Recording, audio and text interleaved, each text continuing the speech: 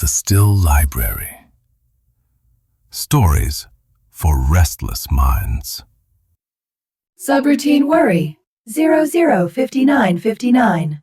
Monday, 24th August, 2109. Tick. Subroutine Worry initiated. Menlo felt his circuits heat as the code executed. He ran a diagnostic to ensure his battery drained more quickly as it was instructed. Several background programs executed to chip away at his processing capabilities. He focused on the subroutine. This is why humans get ulcers. He opined to himself. Menlo was an Urban Dynamics AUT-7 model companion droid who belonged to a code jockey named Goon. 6 foot tall, white panels, exposed mechanicals at the joints, and the latest hardware, Menlo was very expensive.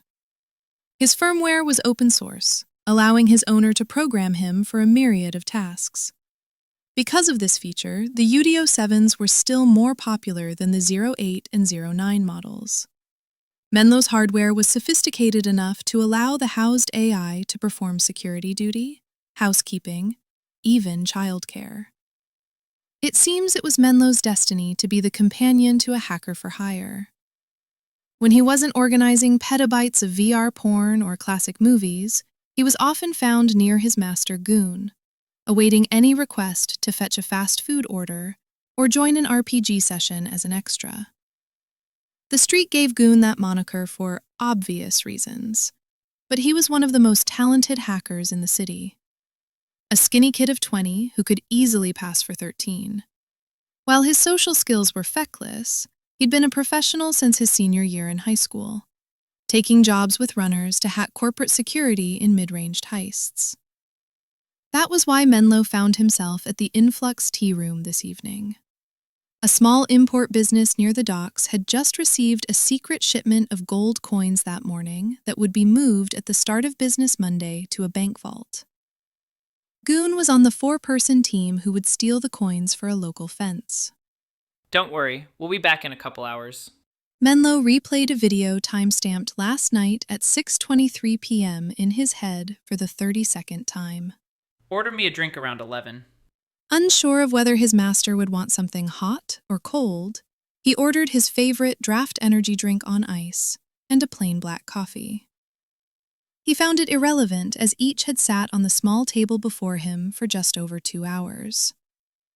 He stared at the ripples created by the vibrations from the loud music in the shop.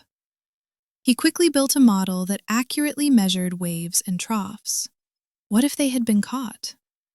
Menlo ran a scenario through his head and built a model that included the top-ranked intrusive countermeasures on the market. Goon was well aware of how to bypass each of them. The model suggested success for Goon. What if they went to the bar across the way? He turned his head and was met by a blinding flood of neon that were the streets outside the shop. He scanned faces in the bar and of passers-by.